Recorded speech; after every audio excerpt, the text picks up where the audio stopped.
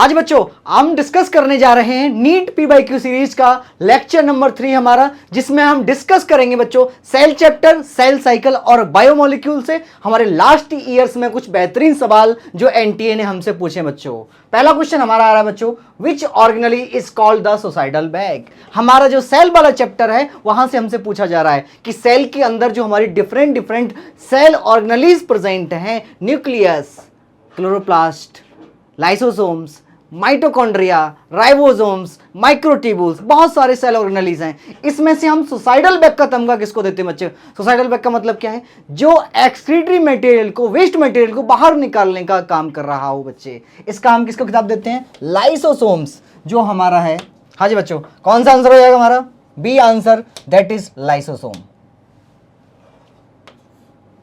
ठीक है, क्योंकि राइबोसोम होगा नहीं। राइबोसोम बच्चों क्या काम करता है? हमारा प्रोटीन फॉर्मेशन का काम कर रहा है। गोल्जी क्या काम करेगा बच्चों?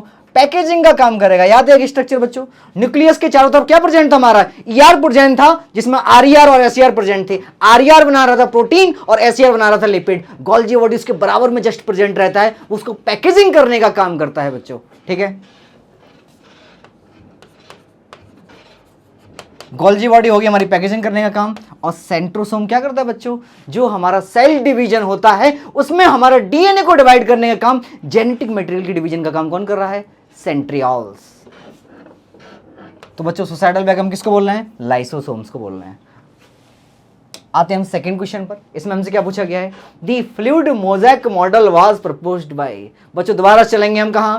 सेल वाले चैप्टर में, जो हमारी प्लाज्मा मेम्ब्रेन की स्ट्रक्चर दे रखी है। वहां हमारे दो साइंटिस्ट के नाम आते हैं बच्चों, सिंगर और निकोलसन। हमने ये बात बहुत डिटेल में पढ़ी है कि सेल मेम्ब्रेन की स्ट्रक्चर को एक्सप्लेन करने के लिए बहुत सारे साइंटिस्ट ने अपनी ओपिनियन दी। बट जो मोस्ट एक्सेप्टेड मॉडल है, जो ज्यादातर साइंटिस्टों ने जिसको रिकॉग्नाइज किया है, वो कौन सा वाला मॉडल है बच्चों? Fluid mosaic model. जैसा कि नाम में ही छुपा हुआ है, फ्लूइड जैसी स्ट्रक्चर किसकी? प्लाज्मा मेम्ब्रेन की। साइंटिस्ट का नाम सिंगर और निकोलसन। इन्होंने क्या बताया था कि जो हमारा लिपिड होता है वो बाइलेयर की फॉर्म में अरेंज होगा। और बच्चे पहले के साइंटिस्ट क्या सोचते थे कि प्लाज्मा मेम्ब्रेन चूंकि आउटर कवरिंग कर रही है तो इसकी स्ट्रक्चर कैसी होगी? हार्ड होगी, सॉलिड होगी, रिजिड होगी। बट जब सिंगर साहब ने फ्लूइड मोज़ेक मॉडल दिया तो एकदम जस्ट विपरीत निकला। हमारे प्लाज्मा मेम्ब्रेन की स्ट्रक्चर कैसी है? जेली लाइक है बच्चों, क्वासी फ्लूइड नेचर है, जो कि उसकी ग्रोथ में हेल्पफुल है। ठीक है बच्चे, तो यहां पे क्या आएगा हमारा आंसर? जो फ्लूइड मोज़ेक मॉडल है वो किसने दिया था? सिंगर और निकोलसन। वॉटसन और क्रिक नहीं होगा। याद हो अगर बच्चों जेनेटिक्स में वॉटसन और क्रिक ने पहली बार हमें क्या बताया था कि एक्चुअली में जो हमारा जेनेटिक मटेरियल है वो क्या है? DNA है। और वो डिवाइड किस तरीके से करता है, रेप्लिकेशन कैसे करेगा, वो भी इन्होंने ही बताया था। तो ये तो दूर दूर तक भी आंसर नहीं होगा। तीसरा हमारा क्या होगा बच्चों? स्लाइडन एंड स्वान। स्लाइडन एंड स्वान ने बच्चों क्या दिया था हमें? Cell theory. क्या हमारी जो ऑर्गेनिज्म सेल से बना होता है, किस तरीके से वो सेल डिवाइड करती है, और सेल की आउटर बाउंड्री प्लाज्मा मेम्ब्रेन की बनेगी एनिमल सेल में, प्लांट सेल में बनेगी सेल वॉल की। ये सारे स्टेटमेंट दिए थे हमारे स्लाइडन और स्वार ने। ये भी ऑप्शन हमारा कट गया। अगला कौन सा बचा हमारा? हुक। रॉबर्ट हुक साहब तो भी दूर दूर तक रहेंगे। क्यों? क्योंकि उन्होंने पहली बार सेल को डिस्कवर किया था in the dead parts of plant. तो ये भी ऑप्शन हमारा खत्म। Option B is right. ठीक है बच्चों, नेक्स्ट सवाल बच्चों आ रहा है हमारे सामने, that is the cell wall of fungi is made of. जब हम प्लांट्स में बच्चों सेल वॉल वाला टॉपिक पढ़ते हैं तो वहां हमारे पास जितनी भी सेल वॉल प्रेजेंट होती हैं, चाहे हम प्लांट्स की बात करें, मोनेरा की बात करें, एल्गे की बात करें, सबकी कंपोजिशन हमें पता होनी चाहिए। और एनसीईआरटी में टेबुलर फॉर्म में गिवन भी है, जो प्लांट डाइवर्सिटी वाला चैप्टर है क्लास 11th का। ठीक है बच्चे, जब हम फंजाई की बात कर रहे हैं तो वहां सेल वॉल मिलेगी हमें काइटिन की। जब हम मोनेरा की बात करेंगे, बैक्टीरिया की बात करेंगे, तो वहां हमें नॉन सेलुलोजिक सेल वॉल मिलेगी, जो कि पॉलीसेकेराइड की बनी हुई होगी। जब हम प्लांट्स की बात करेंगे तो वहां हमारी जो सेल वॉल है वो किससे मिलकर बनी होगी? सेलुलोज और पेक्टिन से मिलकर बनी होगी। ठीक है बच्चे, तो हमारा ऑप्शन क्या हो जाएगा यहाँ पर? सेलुलोज। ठीक है, अगर हम प्लांट की बात कर रहे हैं तो, बट हमसे पूछा गया यहाँ पे, हमसे पूछा गया बच्चों फंजाई के बारे में, तो हमारा राइट ऑप्शन क्या हो जाएगा? काइटिन। यही चीज बच्चों ध्यान देनी है जो अभी हमने किया था। कई बार क्या होता है कि कोई क्वेश्चन हमें बहुत बेहतरीन तरीके से आता है, हम जल्दबाजी में उसका आंसर लगा देते हैं, जैसा कि हमने अभी किया है।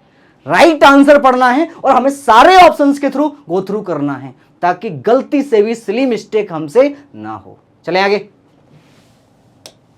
क्वेश्चन नंबर 4 बच्चों हमारे सामने आ रहा है, that is power house of cell. जब हम पावर हाउस की बात कर रहे हैं तो हमारे सेल के अंदर एक सेल ऑर्गेनेल प्रेजेंट होती है जिसको हम बोलते हैं माइटोकॉन्ड्रिया। बच्चों माइटोकॉन्ड्रिया का काम क्या होता है? जब हम रेस्पिरेशन की बात कर रहे हैं, रेस्पिरेशन जो नॉर्मली बच्चे समझते हैं कि सर हमने ऑक्सीजन अंदर ले ली, कार्बन डाइऑक्साइड बाहर छोड़ दिया, दैट इट। बट बच्चों जो हमने ऑक्सीजन ली है अंदर, उसका क्या हुआ? इसके बारे में कभी सोचा है? एक्चुअली में जो ऑक्सीजन अंदर गई है बच्चों, वो कहां जाती है हमारी? जो ग्लूकोज डाइजेशन से इधर आ गया, इधर से हमारी ऑक्सीजन आ गई। अब दोनों का खेला चलेगा। क्या खेला चलेगा बच्चे? जो ऑक्सीजन की प्रेजेंस में ग्लूकोज का ऑक्सीडेशन होगा, किस लिए? To get energy. एक्चुअली में हमारी बॉडी को ग्लूकोज की जरूरत नहीं है। हम जो पिज्जा खा रहे हैं, बर्गर खा रहे हैं, चाउमीन खा रहे हैं या कुछ और खा रहे हैं हेल्दी, हमारी बॉडी केवल एक चीज जानती है कि भाई मुझे एटीपी लाके दे दो।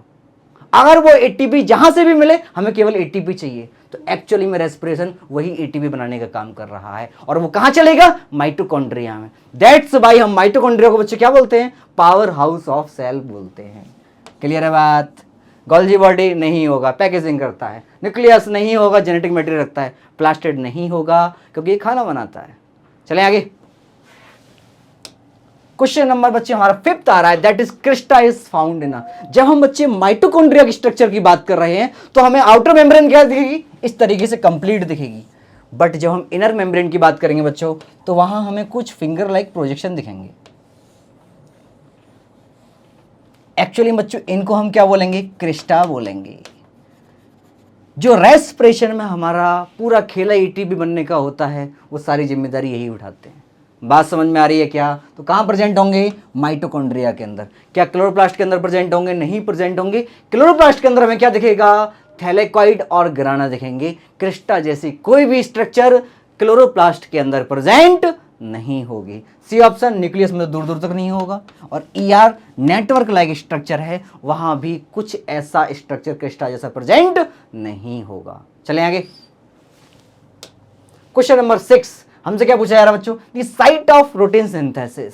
6 में, 7th में, 8th में, 9th में, 10th में, 11th में, 12th में ये बात हमें अच्छी तरीके से रटी हुई है कि हमारी बॉडी के अंदर एकमात्र स्ट्रक्चर सेल ऑर्गेनल ऐसी है, दैट इज राइबोसोम, जिसका काम क्या है? Protein synthesis. बच्चे को इसका आंसर पता है।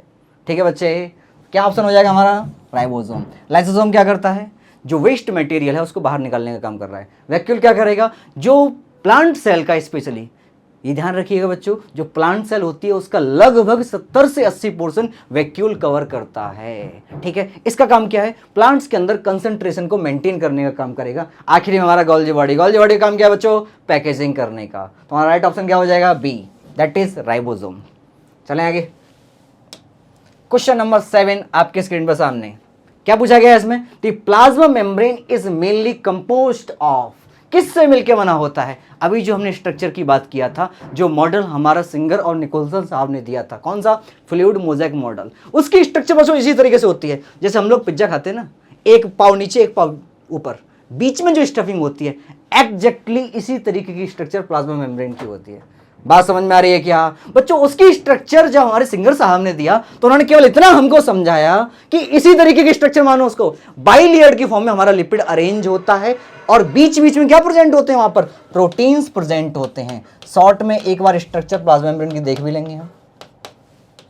ये बीच में हमारे क्या आ जाते हैं बच्चों? प्रोटीन्स आ जाते हैं यहाँ पे, जो किस में हेल्प करेंगे? ट्रांसपोर्ट में हेल्प करेंगे। क्योंकि ऑब्वियस सी बात है भाई, सेल की आउटर कवरिंग है, सेल के अंदर हमें कुछ सब्सटेंस पहुंचाने भी होंगे, क्योंकि सेल हमारे अलग अलग कंपोनेंट सेल की अलग अलग चीज़ें बना रहे होंगे। कहीं प्रोटीन बन रहा है, कहीं लिपिड बन रहा है, कहीं कुछ और बन रहा है। उसके लिए हमें रॉ मटेरियल भी चाहिए। जैसे फैक्ट्री से कुछ बन के निकलता है तो फैक्ट्री के अंदर कुछ आता भी तो है, वो आएगा कहाँ से? यहाँ से। बात समझ में आ रही है क्या? तो जो प्रोटीन और लिपिड हैं वो इसकी कंपोजिशन बनाने का काम करेंगे। बाकी के सारे ऑप्शन हमारे क्या हो जाएंगे? गलत हो जाएंगे। क्लियर है बात? चलें आगे। अब अगला सवाल हमारा क्या कर रहा है बच्चों? The cell theory is given by, simple सी बात है भाई, सेल थ्योरी का जब भी जिक्र आएगा दो साइंटिस्ट आएंगे हमारे, स्लाइडन और स्वान। अगर सेल थ्योरी की बात की जा रही है, अगर मॉडिफिकेशन इन सेल थ्योरी की बात की जा रही है, तो हम रुडोल्फ वर्च्यू के बारे में बात करेंगे। अब यहां हमसे क्या बोला गया है? पहला option that is Robert Hooke, एकदम फर्जी है ऑप्शन। क्यों? क्योंकि इन्होंने क्या बताया था? पहली बार सेल को डिस्कवर किया था इन्होंने कॉर्क ऑफ प्लांट में, जो कि डेड सेल थी। बात समझ में आ रही है? तो पहला ऑप्शन हमारा खत्म। सेकंड, एंटोन लीवेनहॉक, क्या सही ऑप्शन होगा? क्या नहीं होगा, क्योंकि रॉबर्ट हुक के बाद में बारी आई थी एंटोन लीवेनहॉक। इन्होंने क्या बताया कि ये जो बता के गए हैं वो बता के गए डेड सेल के बारे में, मैं बताऊंगा लिविंग सेल के बारे में। तो जो एंटोन लीवेनहॉक उन्होंने हमें क्या बताया, लिविंग सेल के बारे में, मतलब ये भी ऑप्शन हमारा गलत। अगला हमारा क्या है, स्लाइडन एंड स्वान, जो कि हमारा राइट ऑप्शन है। अब बच्चे एक चीज़ यहाँ पे और जानिएगा एडिशनल, अगला ऑप्शन हमारा है रुडोल्फ वर्च्यू का। क्या वर्च्यू साहब ने सेल थ्योरी के बारे में नहीं बताया था? बताया था, बट उन्होंने क्या बताए थे, मॉडिफिकेशन बताई थी। ओरिजिनल जो सेल थ्योरी है वो हमें किसने दी थी बच्चों, स्लाइडन और स्वान ने दी थी। इसको ध्यान में रखिएगा। अगर मॉडिफिकेशन की बात की जाए तब रुडोल्फ वर्च्यू, अब केवल सेल थ्योरी की बात की जाए तो स्लाइडन एंड स्वान। ठीक है, चलें आगे। हाँ भाई, अगला क्वेश्चन हमसे क्या पूछा गया है, ऑर्गेनेली विदाउट मेम्ब्रेन। बहुत ही सिंपल सवाल, एक ऐसी सेल ऑर्गेनेली जिसके ऊपर कोई भी मेम्ब्रेन प्रेजेंट नहीं है, या जिसको एनसीईआरटी इस तरीके से बोल देती है, the one of the organelle which is non membranous. शायद इसके अलावा और कोई सेल ऑर्गेनेली ऐसी नहीं है जिसके ऊपर मेम्ब्रेन प्रेजेंट ना हो, दैट इज राइबोसोम। याद है बच्चों, एक डॉट लाइक स्ट्रक्चर जो सेल में प्रेजेंट है, क्या हो जाएगी हमारी, राइबोसोम्स। जब डॉट लाइक स्ट्रक्चर है तो कोई मेम्ब्रेन प्रेजेंट नहीं होगी। बाकी माइटोकॉन्ड्रिया, लाइसोसोम, पेरोक्सिसोम, इन सब के ऊपर मेम्ब्रेन प्रेजेंट होती है। ठीक है बच्चे, अगला सवाल हमसे क्या पूछा जा रहा है, प्रोकैरियोट्स लैक। जब भी बच्चों हम सेल चैप्टर की स्टार्टिंग कर रहे हैं, धीमे धीमे आगे चलते हैं, यूकैरियोट, प्रोकैरियोट, यूनिसेलुलर, मल्टीसेलुलर, जब इंट्रोडक्टरी पोर्शन देखते हैं तो ये चीज हमारी एकदम क्लियर हो जाती है कि जब जैसे इस तरीके से बच्चों हमारा आज का एडवांस फोन जो हमारे पास है, सैमसंग का, एप्पल का, या बहुत सारी डिफरेंट कंट्री, और जो पुराने फोन थे नोकिया 1200 वाला, दोनों के बीच में जो डिफरेंस था ठीक वही डिफरेंस है प्रोकैरियोट्स और यूकैरियोट्स के बीच में। आज के फोन में बच्चे हम मल्टीमीडिया, बहुत अच्छी अच्छी मूवी और बहुत अच्छे अच्छे पिक्सल्स में देख सकते हैं, अच्छा फोटो क्लिक कर सकते हैं, बहुत सारी चीजें एडवांसमेंट के लिए सिक्योरिटी के पर्पज से उसमें जोड़ दी गई हैं। बट पुराने फोन से केवल हम बात करने के अलावा, कॉल करने के अलावा और शायद ही कोई फीचर इस्तेमाल कर पाते थे। यही एडवांसमेंट हमारा यूकैरियोट्स और प्रोकैरियोट्स के बीच में हुआ था। जो हम प्रोकैरियोट्स की बात कर रहे हैं तो बच्चे वहां केवल क्या था, एक रैंडम सेल नेचर ने बना दी और इसके अंदर क्या डाल दिया, हमारा जेनेटिक मटेरियल डाल दिया, कोई अलग कंपार्टमेंट नहीं, कोई कुछ नहीं। बात समझ में आ रही है, that is our prokaryote cell. Pro मतलब प्रिमिटिव और कैरियन मतलब न्यूक्लियस, सिंपल सी बात है। जब भी कोई चीज समझ में ना आए उसको दो पार्ट में तोड़ दीजिए, जैसे हम पढ़ते हैं ना संस्कृत में संधि विच्छेद, अलग अलग तोड़ दीजिए। प्रो मतलब प्रिमिटिव, कैरियन मतलब न्यूक्लियस। वो सेल जहां प्रिमिटिव न्यूक्लियस प्रेजेंट है that is prokaryote cell. But जब हम यूकैरियोट्स की बात कर रहे हैं वहां एकदम वेल डिफाइंड न्यूक्लियस प्रेजेंट होगा। वेल डिफाइंड का मतलब क्या बच्चों, न्यूक्लियस के चारों तरफ एक मेम्ब्रेन प्रेजेंट होगी जिसको हम न्यूक्लियर मेम्ब्रेन बोल रहे हैं। क्लियर है बच्चे बात? अब ऑप्शन हमसे क्या बोला है, प्रोकैरियोट्स लैक प्लाज्मा मेम्ब्रेन। क्या ऐसा है बच्चों? प्लाज्मा मेम्ब्रेन के बारे में एक बहुत ही क्रूशियल और बहुत ही important point, plasma membrane universal membrane होती है। अगर कोई ऑर्गेनिज्म छोटा सा है और बड़ा सा बड़ा व्हेल मछली, प्लाज्मा मेम्ब्रेन हर ऑर्गेनिज्म की हर सेल में प्रेजेंट मिलेगी। That's why plasma membrane is a universal membrane. ठीक है, तो इसका तो गायब होने का सवाल ही पैदा नहीं होता है। खत्म। Second option that is ribosome. Ribosome बच्चों प्रोकैरियोट्स के अंदर भी मिलेगा, यूकैरियोट्स के अंदर मिलेगा, बस अंतर इतना है, यूकैरियोट्स में 80s, प्रोकैरियोट्स में 70s, बट राइबोसोम मिलेगा दोनों में। सेकंड ऑप्शन भी हमारा गया। अब हमसे क्या पूछा गया, ट्रू न्यूक्लियस। सर ये तो थोड़ा सा सही लग रहा है हमें, क्योंकि इसके नाम में ही छुपा हुआ है, प्रो मतलब प्रिमिटिव, कैरियन मतलब न्यूक्लियस। प्रिमिटिव न्यूक्लियस, पुराना न्यूक्लियस प्रेजेंट है, जो ट्रू वेल डिफाइंड न्यूक्लियस है वो यहाँ पर एब्सेंट मिलेगा हमें। अगली बात करेंगे सेल वॉल की। ऐसा कुछ नहीं है सर, सेल वॉल प्रोकैरियोट्स में भी मिलती है, सेल वॉल यूकैरियोट्स में मिलती है। एग्जांपल के लिए सेल वॉल बैक्टीरिया में भी मिलती है और सेल वॉल हमारी फंजाई और प्लांटी में भी मिलती है। बस अंतर इतना ही, उसकी कंपोजिशन अलग अलग हो जाती है, बट सेल वॉल प्रेजेंट होती है। तो ये भी ऑप्शन हमारा क्या हो गया, खत्म। हमारा राइट ऑप्शन क्या हो गया बच्चों, ये वाला। राइट ऑप्शन हमारा क्या हो गया बच्चों, सी वाला।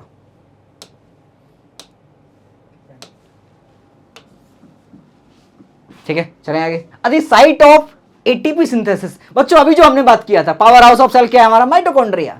जब माइटोकॉन्ड्रिया है तो रेस्पिरेशन के प्रोसेस के दौरान जो हमारी एनर्जी जनरेट हो रही है, एटीपी जनरेट हो रही है, वो कहां जनरेट होगा, माइटोकॉन्ड्रिया के अंदर। क्या दे रखा है हमें, the site of ATP synthesis, outer mitochondrial membrane, matrix, inner mitochondrial membrane या साइटोप्लाज्म। क्या साइटोप्लाज्म के अंदर होगा क्या, नहीं, सिंपल सी बात है, हटा।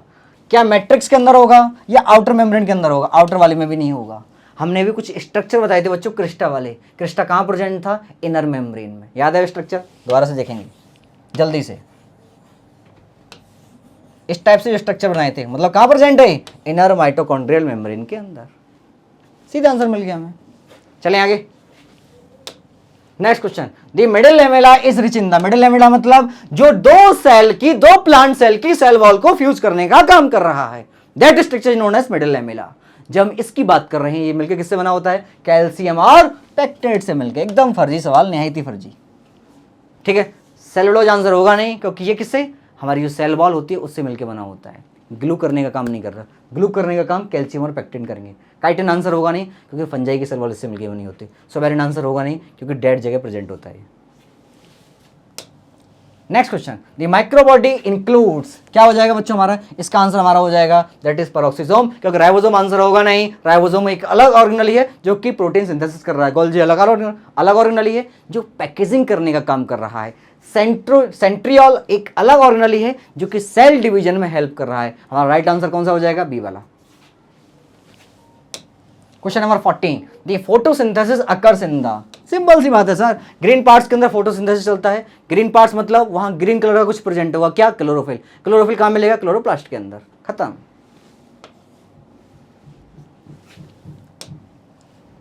बच्चों नेक्स्ट क्वेश्चन क्या है हमारा? दी 80s ribosome occurs in the. जो अभी हमने बताया था, राइबोसोम दोनों जगह प्रेजेंट होगा, प्रोकैरियोट्स में, यूकैरियोट्स में। बस अंतर इतना होगा, प्रोकैरियोट्स में 70s, यूकैरियोट्स में 80s। ठीक है बच्चों, तो ये क्या हो जाएगा हमारा आंसर? Eukaryotic cytoplasm. ठीक है, ये ध्यान रखिए एक चीज यहाँ पे, एक एडिशनल चीज और, माइटोकॉन्ड्रिया और क्लोरोप्लास्ट के अंदर भी क्या प्रेजेंट होता है? राइबोसोम। बहुत मजेदार चीज है। ये दो मात्र सेल ऑर्गेनली हैं जिनके अंदर डीएनए और राइबोसोम प्रेजेंट होता है। दैट्स व्हाई इनको हम क्या बोलते हैं? Semi autonomous cell organelles. इनके अंदर माइटोकॉन्ड्रिया के अंदर और क्लोरोप्लास्ट के अंदर, केवल दो के अंदर, बहुत इंपॉर्टेंट पॉइंट है, डीएनए और राइबोसोम प्रेजेंट होता है। ठीक है।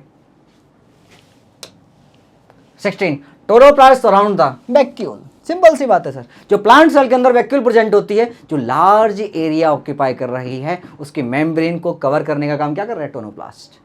न्यूक्लियस होगा नहीं, क्योंकि उसकी कवरिंग किससे होती है? न्यूक्लियर मेम्ब्रेन से। गोल्जी होगा नहीं, क्योंकि नॉर्मल प्लाज्मा मेम्ब्रेन उसको लाइन करती है। इसी तरीके से लाइसोसोम भी इसका आंसर नहीं होगा। नेक्स्ट क्वेश्चन बच्चों, the cell wall in plants provide. Simple सी बात है सर, हमारे अंदर सेल वॉल प्रेजेंट नहीं होती। क्यों? क्योंकि हमारे पास जब भी डेंजर कंडीशन आएगी हम भाग जाएंगे। सिंपल सा फंडा है हमारा, पर प्लांट ऐसा नहीं कर सकते। इसलिए नेचर ने उनको क्या दे दिया? एक प्रोटेक्शन दे दिया कि भाई देखो तुम भाग नहीं सकते। इसलिए तुम्हारी आउटर सरफेस पर मैं एक ऐसी सरफेस दे रहा हूँ, एक ऐसी स्ट्रक्चर दे रहा हूँ जो तुम्हें प्रोटेक्ट करने का काम करेगी। दैट्स वाई जो हमारी प्लाज्मा मेम्ब्रेन है बच्चों, कैसी होती है? रिजिड होती है। जब भी उसको खतरा महसूस होता है, उस कंडीशन से उसको बचाने का काम करती है। कौन? हमारी सेल वॉल। इसलिए क्या दे रखा है हमें? फ्लेक्सिबिलिटी बिल्कुल नहीं, शेप एंड रिजिडिटी एकदम सही, एनर्जी से कोई मतलब नहीं, एंजाइम से कोई मतलब नहीं। ठीक है। नेक्स्ट क्वेश्चन बच्चों, dictyosome are the part of. बच्चे अगर एनसीईआरटी ध्यान से पढ़ी हो, गोल्जी बॉडी जो हमारा सेल का पोर्शन है, वहां हमने क्या बात किया था कि इसी तरीके की स्ट्रक्चर अगर प्लांट्स के अंदर प्रेजेंट है, डिक्टियोसोम, अगर एनिमल के अंदर प्रेजेंट है, गोल्जी कॉम्प्लेक्स। क्या हो जाएगा हमारा? डिक्टियोसोम किसको बोल रहे हैं हम? गोल्जी एपरेटस को। सिंपल सी बात है, अगर प्लांट्स के अंदर है डिक्टियोसोम, अगर एनिमल के अंदर है गोल्जी बॉडी। ठीक है। Next question, the monomer of the protein. बच्चे को पता है कि प्रोटीन हमारा किससे मिलकर बना होता है? अमाइनो एसिड से मिलकर बना होता है। ठीक है बच्चे, ऑप्शन सी इज राइट। चलें आगे। द ग्लूकोज इज अ, हाँ भाई, ग्लूकोज डाइसैकेराइड है, मोनोसैकेराइड है, पॉलीसैकेराइड है? पहले तुम्हें पता होना चाहिए होता क्या है। मोनोसैकेराइड मतलब सिंगल यूनिट शुगर की, डाइसैकेराइड मतलब 2 यूनिट 2 चेन शुगर की, पॉलीसैकेराइड मतलब वो शुगर जो कई सारी चेन से मिलकर बना हुआ है। तो ग्लूकोज अपने आप में बच्चों क्या है? मोनोसैकेराइड है। ठीक है। दी एंजाइम्स आर मोस्टली, ये बात हमें पता है बच्चों, बायोमोलिक्यूल्स के अंदर भी पढ़े हुए हैं, और केमिस्ट्री में भी हमारे 2 चैप्टर ऐसे हैं जहां एंजाइम्स का जिक्र आता है। दोनों जगह हमें ये बात बता दी जाती है ठीक तरीके से कि most of our enzymes are protein. ठीक है बच्चों, तो ये क्वेश्चन तो हमारा किसी भी कीमत पर गलत नहीं होना चाहिए। केमिस्ट्री के अंदर भी आ रहा है, बायोलॉजी के अंदर भी आ रहा है। Peptide bond is formed between, बच्चों 1 मिनट के अंदर जल्दी से स्ट्रक्चर समझेंगे। जब भी हम प्रोटीन की बात कर रहे हैं तो हमें बेसिक स्ट्रक्चर क्या दिखती है, इस तरीके से हमें दिखता है कि हमारा क्या हो गया, बेसिक अमाइनो एसिड का स्ट्रक्चर हो गया। जैसे हमारा जो मीथेन होता है CH4, वहां हमने क्या कर दिया, केवल एक हाइड्रोजन छोड़ दिया CH4 में, बाकी के 3 हाइड्रोजन को हमने रिप्लेस करा दिया। एक को करा दिया हमने COOH से, एक को करा दिया NH2 से, और एक हमारा अदर ग्रुप जो चेंज होता रहता है, जिसके बिहाफ पर हमारा अमाइनो एसिड का नेचर डिसाइड होगा। अगर यहां पर एसिडिक ग्रुप लगा हुआ है, ये वेरिएबल रहता है, ध्यान रखिएगा इसको, केवल यही वेरिएबल रहेगा, बाकी की सारी स्ट्रक्चर सेम रहेगी। अगर यहाँ पर COOH लग गया, अमाइनो एसिड हमारा एसिडिक हो गया।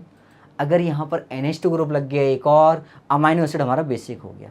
बात समझ में आ रही है? बेसिकली ये R ग्रुप हमारा डिसाइड करेगा कि अमाइनो एसिड का नेचर क्या होगा, एसिडिक होगा, बेसिक होगा, न्यूट्रल होगा। बात समझ में आ रही है क्या? अब हमसे क्या पूछा जा रहा है, अब खुद सोच के देखो बच्चे, जब भी प्रोटीन बनेगा हमारे अमाइनो एसिड इस तरीके से रिपीटेड होते चले जाएंगे, इस तरीके से। अब सर ये बीच में क्या आ रहा है, बीच में बच्चे ये स्ट्रक्चर है, एक बॉन्ड है जो 2 अमाइनो एसिड को कनेक्ट करने का काम करेगा, जिसको हम क्या बोल रहे हैं, पेप्टाइड बॉन्ड। अब खुद सोच के देखो, अगर एक अमाइनो एसिड हमारा ये आ रहा है, अब दूसरा अमाइनो एसिड एक और सामने आएगा, एक्चुअली में कनेक्ट कैसे करते हैं बच्चों, एक का NH2 ग्रुप और दूसरे का COOH ग्रुप, कार्बोक्सिलिक ग्रुप, ये दोनों रिएक्शन करते हैं और इनके बीच में बॉन्ड बनता है। बात समझ में आ रही है? हमसे यही पूछा गया है कि जो बॉन्ड बन रहा है वो कैसे बनेगा, कार्बोक्सिलिक ग्रुप और अमाइन ग्रुप से मिलके। क्लियर है बात? एक बार देख भी लेंगे रफली में इसमें। इधर आ गया हमारा NH2 ग्रुप और इधर क्या आ गया हमारा COOH। अब ये क्या करेगा, इसका ये दोनों यहाँ पर रिएक्शन कर लेते हैं, एक वाटर मॉलिक्यूल भी निकलता है और यहाँ बॉन्ड फॉर्म हो जाता है। ठीक है बच्चे, आगे चलें। The glycogen is stored in the, अगर हम स्टार्च की बात करते हैं तो वो स्टोर होता है प्लांट में। अगर हम ग्लाइकोजन की बात कर रहे हैं बच्चों तो वो कहाँ स्टोर होता है, जितने भी हमारे एनिमल्स हैं वहाँ रिजर्व फूड है वो ग्लाइकोजन की फॉर्म में स्टोर होता है। ठीक है, नेक्स्ट क्वेश्चन बच्चों, the structural polysaccharide in plants. जब हम प्लांट्स की बात कर रहे हैं बच्चों, स्ट्रक्चरल का मतलब क्या है, उसकी स्ट्रक्चर को बनाने में रोल प्ले कर रहा है। स्ट्रक्चर में बच्चों सेल वॉल या सेल मेम्ब्रेन। सेल वॉल किससे मिलके बनी होती है बच्चों, उसकी सेलुलोज से मिलके बनी होती है। तो स्ट्रक्चरल पॉलीसेकेराइड कौन सा हो जाएगा हमारा, सेलुलोज हो जाएगा। ठीक है बच्चे, थैंक यू बच्चों।